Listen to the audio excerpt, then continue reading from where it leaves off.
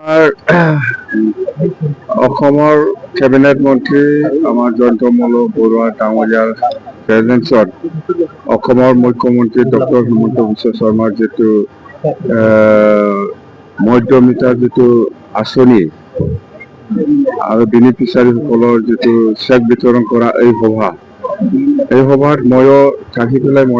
মনটো খুব ভাল লাগিছে যে প্রথমা এলআইসি হিসাবে 22,800কে বেশি বেনিফিচিয়ারিসকলে আজি আমার মুখ্যমন্ত্রী ডাঙরিয়ার যেটো মধ্যমিতার যেটো আঁচনির যেটো চেক বিতরণ ইয়াত ভাগ লৈছে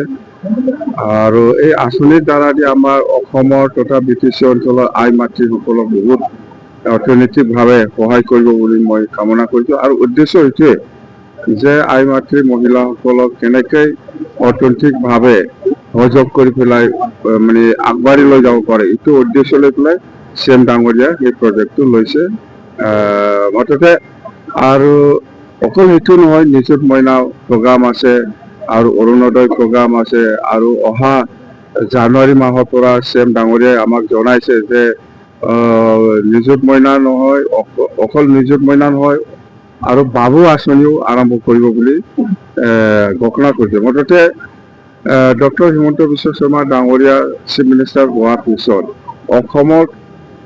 মধ্য শ্ৰেণী হওক বা দুখীয়া শ্ৰেণী হওক এইসকলক কেনেকৈ আৰ্থিকভাৱে সাহায্য কৰি পেলাই উন্নতি কৰিব লাগে ইয়াৰ প্ৰতি খুব নজৰ দি পেলাই বহুত গুৰুত্বপূৰ্ণ আঁচনি লৈ আছে আৰু ইয়াৰ বাদেও বিভিন্ন ছাইডত এডুকেশ্যন হওক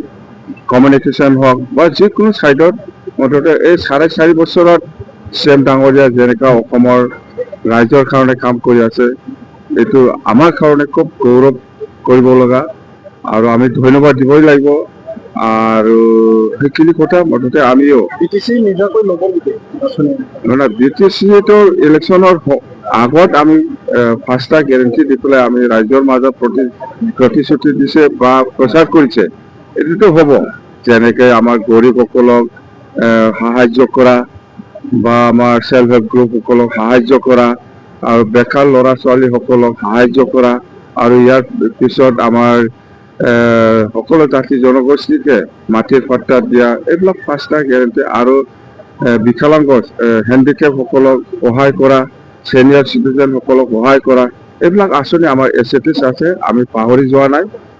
আমাৰ গভৰ্ণমেণ্ট অফ আসামৰ পৰা পইচা সোমোৱাৰ লগে লগে সেই আঁচনিটো আমি ফুলফিল কৰিম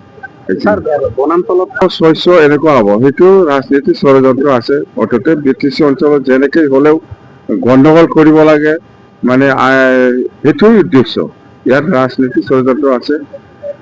যদি বনা অঞ্চল বা যদি খৰি কাটিবলৈ আহে বা জংঘল কাটিবলৈ আহে এনেকুৱা 500-600 গোট খাই পেলাই নাহে মই জানো ইয়াত 500-600 1000 এনেকুৱা হাজিৰা দি পেলাই জবৰদস্তি